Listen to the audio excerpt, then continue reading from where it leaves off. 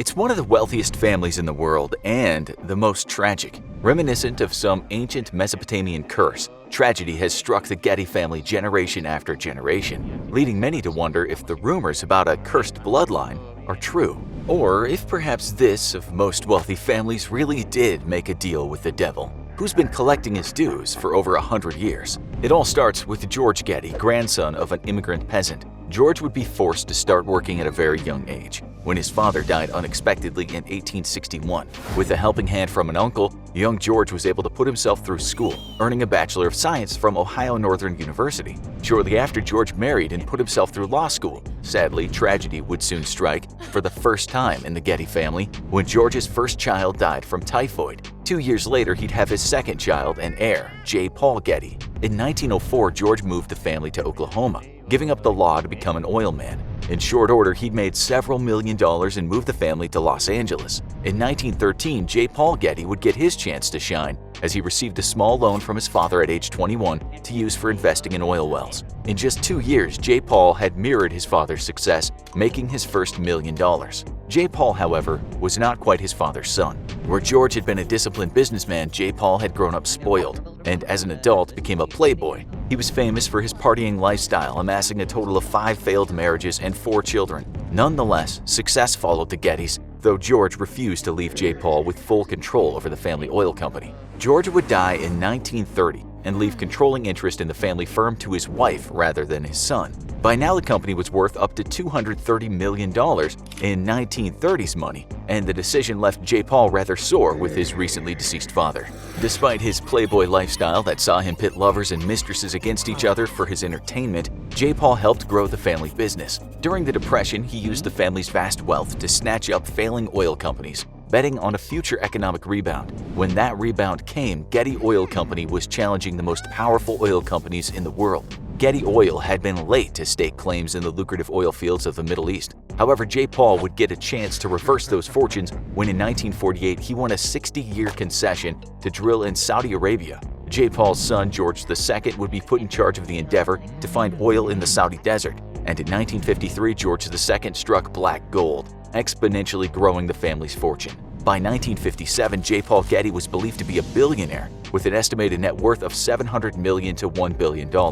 Now too famous to roam from hotel to hotel, as was his preferred lifestyle, J. Paul bought the Sutton Place estate outside of London and turned it into a party villa despite his 65 years of age. Yet fortune was about to turn for the Getty family. They'd still be rich, but they'd suffer heartbreaking tragedy lasting to the still living generations. J. Paul Getty might have been a brilliant businessman, but he was a terrible father. A philanderer, J. Paul didn't bother to hide the fact that he was cheating while married and treated his children with sarcasm and disdain. This poor parenting would lead directly to the personal tragedies his own children would suffer.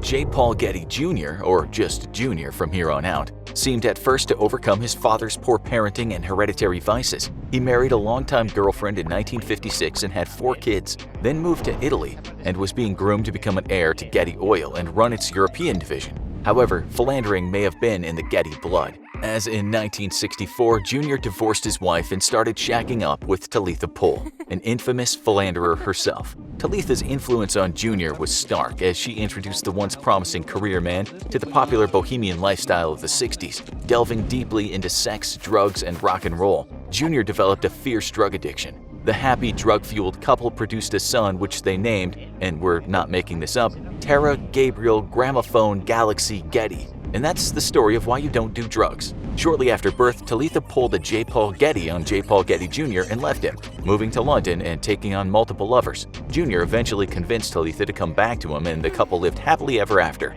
until Talitha died of a heroin overdose just a few short years later. George Franklin Getty II, J. Paul Getty's oldest son, was by far the most successful of J. Paul's sons, working as executive vice president at Getty Oil and as director at Bank of America and Douglas Aircraft. Despite these stunning accomplishments, J. Paul never once praised his eldest son, and instead continued the same disdain and sarcasm that was signature to his relationship with his children when they were young. J. Paul would routinely send George Franklin personal memos that were sarcastic and highly critical, serving only to remind him that his overbearing father was always watching and always critical. Falling into a deep depression, George Franklin came home from work one day and retrieved a shotgun, firing it into the air. Alarmed, his second wife came rushing to find out what was going on, only for George Franklin to stab himself in the chest with a barbecue knife. With police on the way, he locked himself in a room where he ingested a bottle of pills. He'd be dead less than 24 hours later.